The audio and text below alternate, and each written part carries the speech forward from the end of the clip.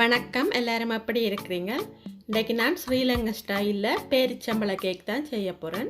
இது வந்து முட்டை போட்டு செய்கிற பேரிச்சம்பழ கேக் தான். எப்படி இதை செய்கிறதுன்னு பார்ப்போம். இதில் வந்து 500 கிராம் பேரிச்சம்பழம் எடுத்திருக்கிறேன். சீட்ஸ் எல்லாம் எடுத்துட்டு தான் 500 கிராம் நான் எடுத்திருக்கிறேன். இந்த 500 கிராம் பேரிச்சம்பழத்தை நல்லா சின்ன சின்னனாக வெட்டி இருக்கிறேன். இந்த மாதிரி நீங்கள் குட்டி குட்டியாக வெட்ட வேணும். வெட்டினா எங்களுக்கு அது வந்து ஊறுறதுக்கு ஈஸியாக இருக்கும். அப்படி சின்ன சின்ன வெட்டேக்க இதில் 1 டீஸ்பூன் பேக்கிங் சோடா இருக்குது. இப்போ இந்த பேக்கிங் சோடாவை இந்த பேரிச்சம்பழத்துக்கு நாங்கள் போடுவோம். 1 கப் சுடு தண்ணி இருக்குது. நல்லா கொதிச்ச சுடு தண்ணியாக எடுத்துருக்கிறேன். ஹாட் வாட்டர் 235 மில்லி லிட்டர் இல்லாட்டி 1 கப். இந்த சுடு தண்ணியையும் பேரிச்சம்பழத்துக்கு ஊற்றி நல்லா கலந்து விடுவோம். நாங்கள் பேரிச்சம்பழமும் சுடு தண்ணியும் பேக்கிங் சோடாவும் சேர்றபடி நாங்கள் நல்லா கலந்து விட வேணும். இதை கலந்து விட்டுட்டு நாங்கள் அப்படியே இதை ஒரு 3-4 மணித்தியாலம் வரைக்கும் ஊற வச்சு விடுவோம். மூடி போட்டு ஊற வச்சு விடுவோம். இது நல்லா ஊறி வரும்.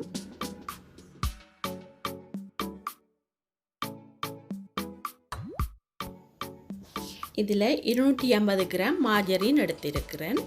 இந்த மார்கரினை நாங்கள் தனியாக போட்டு முதல்ல அடிப்போம். நான் ஏற்கனவே ஸ்ரீலங்கன் ஸ்டைலில் பட்டர் கேக் போட்டிருக்கிறேன். அந்த பட்டர் கேக் வீடியோ உங்களுக்கு பார்க்க விருப்பம்ண்டா என்னுடைய சேனலில் போய் பிளேலிஸ்ட்டில் நீங்கள் பார்க்கலாம். நான் மேலேயும் இதில் கொடுக்குறேன் லிங்கை. இப்போ இந்த மார்கரினை நல்லா ஒருக்கா 5 நிமிஷம் அடிப்பேன். தனியாக மார்கரினை மட்டும் நல்லா ஸ்பீடில் விட்டு நீங்கள் அடிக்கலாம் இந்த மார்கரினை.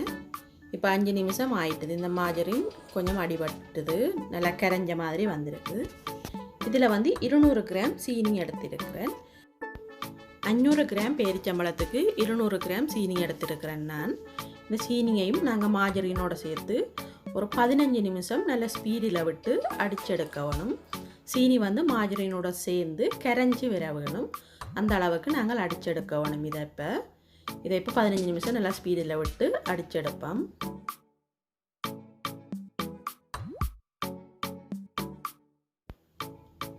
இப்போ 15 நிமிஷம் ஆயிட்டுது. இந்த மார்கரினும் சீனியும் நல்லா அடிச்செடுத்துருக்கிறேன் நான். இந்த மார்கரின் கலர் வந்து மாறி வந்திருக்கு. நல்ல ஒயிட்டாக வந்திருக்குது. இந்த மாதிரி தான் நாங்கள் சீனி கரைகிறதுக்கு அடிச்செடுக்க வேணும்.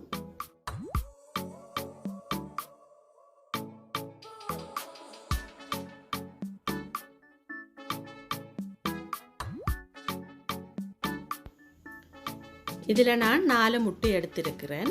இந்த 4 முட்டையும் நாங்கள் வந்து இப்போ அடித்த மார்கரின் சீனிக்குள்ளே விடுவோம். இந்த முட்டையை வந்து நாங்கள் ஒவண்டாக தான் நாங்கள் விட்டு எடுக்கணும். அப்போ தான் அந்த இருக்கிற சீனியும் இன்னும் கொஞ்சம் நல்லா கரைஞ்சி வரும்.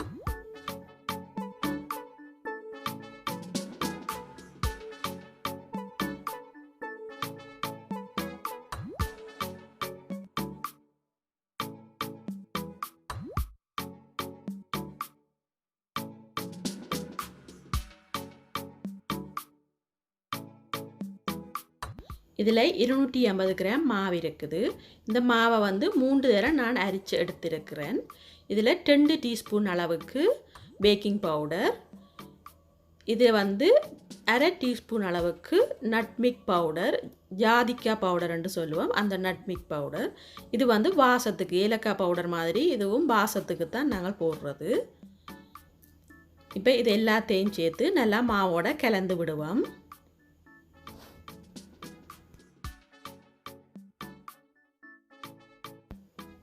இப்போ நான் கலந்து வச்சிருக்கிற மாக்கலவையை கொஞ்சம் கொஞ்சமாக போட்டு இந்த மார்கரினும் சீனியும் முட்டையோடும் சேர்த்து அடிச்செடுப்போம்.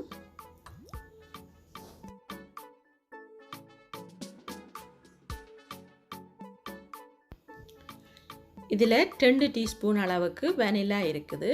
இந்த வெனிலாவையும் இதுக்குள்ளேயே விட்டு அடிப்போம் நாங்கள்.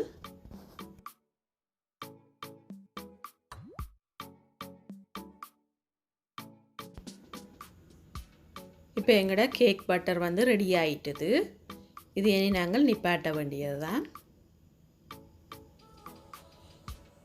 இது நாங்கள் 3 மணித்தியாலம் ஊற வச்ச பேரிச்சம்பழ கிழவை பேக்கிங் சோடாவும் ஹாட் வாட்டரும் போட்டு பேரிச்சம்பழத்துக்கு மிக்ஸ் பண்ணி ஊற வச்சிருக்கிறோம். நல்லா ஊறி வந்திருக்குது. இதை இன்னும் ஒருக்கா நல்லா கிண்டி விடுங்கோ. கிண்டி விட்டுட்டு இதை நாங்கள் இப்போ கொஞ்சம் கொஞ்சமாக கையால் சேர்த்து கேக் பட்டரோடு சேர்த்து விடுவோம்.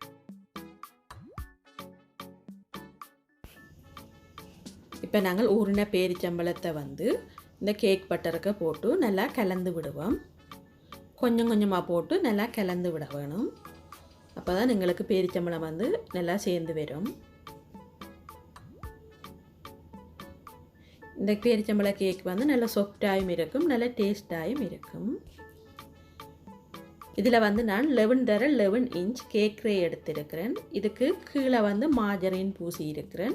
அதே மாதிரி மேலே ஒரு பெக்ஸ் பேப்பர் போட்டு அதுக்கும் நல்லா மார்கரின் பூசி இருக்கிறேன். இப்போ நாங்கள் மிக்ஸ் பண்ணி வச்சுருக்கிற கேக் கிழவியை இதுக்குள்ளே ஒட்டுவோம். போட்டு நல்லா பரப்பி விட வேணும். எல்லா பக்கமும் ஒரே அளவாக இருக்க வேணும். இப்படி ஒரு கரண்டி வச்சு நல்லா சமனாக பரப்பி விடுங்கோ. அப்போ தான் எங்களுக்கு கொஞ்சம் ஈஸியாக வேகிறதுக்கு இருக்கும். இந்த மாதிரி பரப்பி விட்டுட்டு 2-3 தரம் இப்படி நீங்கள் தட்டினீங்களா எல்லா இடமும் ஒரே அளவாகவே இருக்கும். இதில் வந்து 50 கிராம் கஜு இருக்குது. இந்த கஜுவை வந்து நான் நல்லா சின்ன சின்னனாக வெட்டி இருக்கிறேன். கஜு உங்களுக்கு அதிகமாக போட விருப்பம் இல்லையாண்டா நீங்கள் குறைச்சும் போடலாம். இந்த கஜுவை இப்போ கேக்குக்கு மேலால் அப்படியே தூவி விடுவோம். கொஞ்சம் கஜு போடக்க நல்ல டேஸ்ட்டாக இருக்கும் இன்னும் கொஞ்சம். இப்போ நான் கஜுவெல்லாம் போட்டுட்டேன். இதை இப்போ நாங்கள் பேக் பண்ணி எடுப்போம்.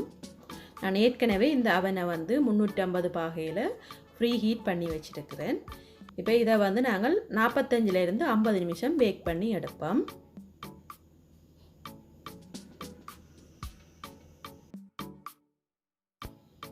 இப்போ இந்த பேரிச்சம்பழ கேக் வந்து நல்லா பேக் பண்ணி எடுத்துட்டோம். நல்லா சாஃப்டாக வந்திருக்குது. நீங்கள் பேக் பண்ணி இருக்காண்டு இப்படி ஒரு டூத் பிக் விட்டு குத்தி பார்த்தீங்கன்னா தெரியும். கையில் வந்து எதுவும் ஒட்டாமல் வரும்.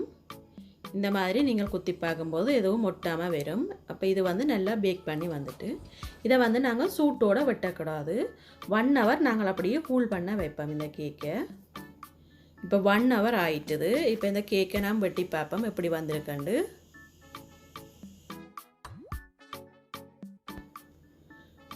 வெட்டும் போதே நல்லா சாஃப்டாக இருக்குது இந்த கேக்கு. நல்லா வாசமாயும் இருக்குது. இது வந்து ஸ்ரீலங்கன் ஸ்டைலில் செய்கிற பேரிச்சம்பழ கேக்.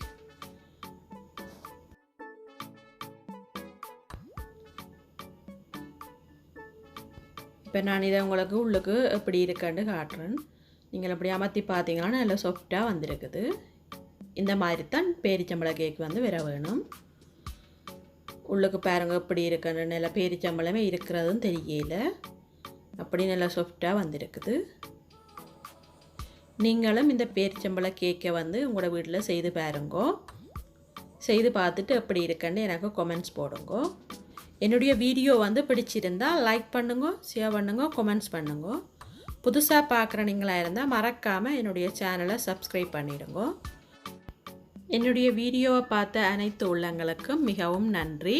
வணக்கம்.